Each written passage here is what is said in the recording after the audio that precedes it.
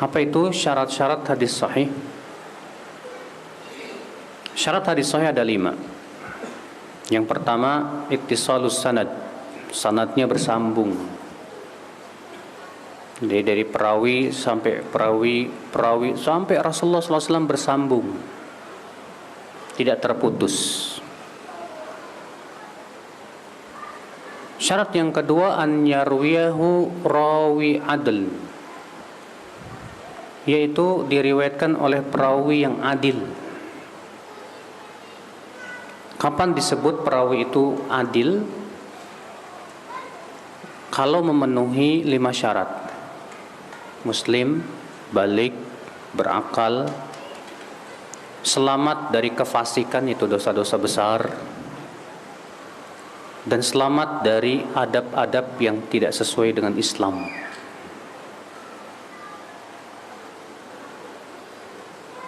Syarat yang ketiga, an yakuna rawi dhabitan.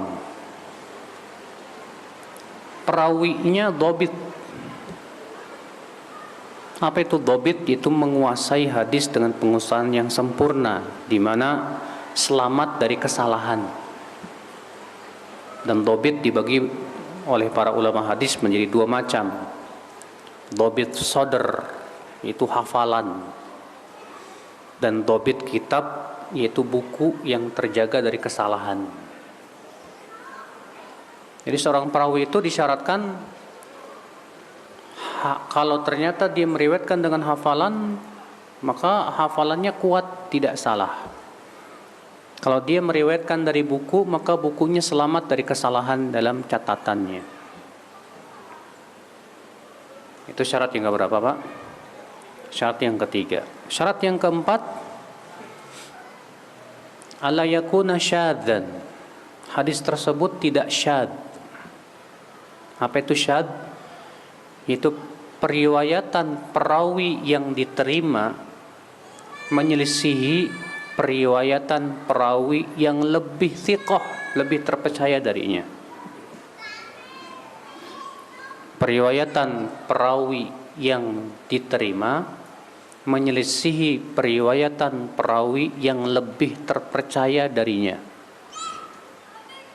Maka kalau menyelisihi, tidak bisa dikompromikan lagi, maka pada waktu itu dianggap hadis tersebut syadz. Contoh, kalau antum misalnya mengabarkan terjadi kebakaran hari Senin, tapi temannya satu lagi mengatakan terjadi kebakaran hari Kamis, sementara kejadiannya hanya sekali saja. Bagaimana kita mau menimbang dari 2 berita ini? Mana yang paling benar, Pak? Tentu caranya dengan melihat 2 orang ini mana yang lebih terpercaya, iya kan? Kita melihat yang satu orangnya terpercaya sih, cuman hafalannya agak-agak error dikit gitu. Yang satu orangnya terpercaya, tapi Masya Allah juga dia hafalannya kuat dan dia gak pernah salah kalau meriwayatkan. Mana yang lebih kita dahulukan, Mbak? Tentu yang lebih terpercaya kita dahulukan. Yang kurang terpercaya kita tinggalkan. Nah, ini disebut dengan syadz.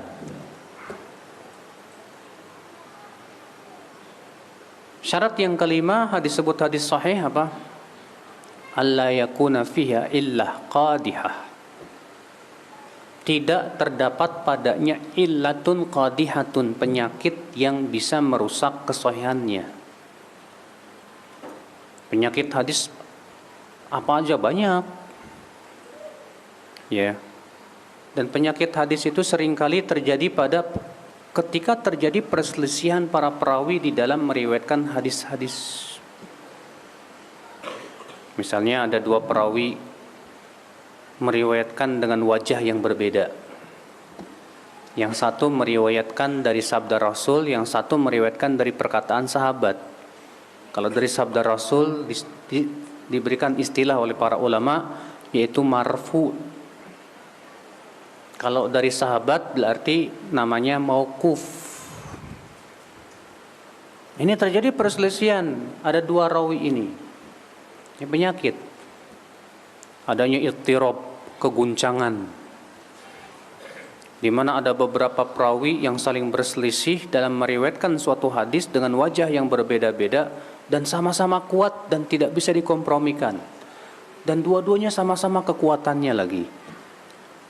Maka disebut oleh para ulama hadis dengan istilah muttarib, guncang. Itu termasuk penyakit hadis, penyakit. Iya. Nah, kalau terpenuhi 5 syarat ini, sanadnya bersambung, perawinya adil, perawinya juga dhabit, menguasai hadis tersebut, tidak salah dalam meriwayatkannya, selamat dari syadz dan tidak ada padanya penyakit, maka pada waktu itu kita hukumi hadis ini apa? Sahih. Hadis ini apa? Sahih. Apabila tidak terpenuhi salah satu syarat daripada 5 ini, contoh, sanadnya bersambung, sanadnya terputus. Setelah kita periksa ternyata A meriwayatkan dari B. Setelah kita periksa ternyata si A lahir jauh setelah si B meninggal dunia, sehingga si A tidak bertemu dengan si B. Berarti ada rantai periwayatan yang putus ini. Si A meriwayatkan dari siapa ini? Sebab si B sudah meninggal jauh sebelum dia dilahirkan. Bagaimana akan meriwayatkan? Pasti ada perantara yang dijatuhkan oleh si A. Tidak diketahui perantaranya siapa. Paham tidak, Pak? Oh, kalau seperti ini berarti apa, Pak? Ada 2 kemungkinan. Bisa jadi perantaranya thiqah, bisa jadi perantaranya sangat tidak thiqah, iya kan? Sangat lemah. Karena masih kuat, iya. 2 kemungkinan ini berarti menimbulkan keraguan tidak, Pak? Menimbulkan keraguan. Maka itu dhaif kata para ulama. Iya. Atau misalnya setelah kita periksa sanadnya ternyata perawinya hafalannya buruk. Ya. Karena cacat perawi itu dalam ilmu hadis, Pak, bertingkat-tingkat. Dan cacat yang paling ringan dalam periwayatan itu sayyi'ul hifadz. Apa itu sayyi'ul hifadz? Buruk hafalan. Kapan disebut perawi itu buruk hafalan? Kata Al-Hafidz Ibnu Hajar Al-Asqalani, alla yatarajjah janibu shawabihi ala janibi khata'ihi. Yaitu sisi benarnya tidak lebih kuat dari sisi salahnya. Artinya benar dan salahnya sama-sama kuat. Berarti ini menghasilkan keraguan tidak? Menghasilkan keraguan. Maka kalau ada perawinya ternyata buruk hafalannya, ditolak. Berarti hadisnya apa? Dhaif. Atau ternyata kita dapatkan hadisnya muttarib, guncang tadi. Sudah kita sebutkan. Terdapat padanya penyakit yang membuat hadis tersebut tidak sahih. Maka kalau 5 syarat ini tidak terpenuhi, maka disebutlah hadis itu apa, Pak? Dhaif.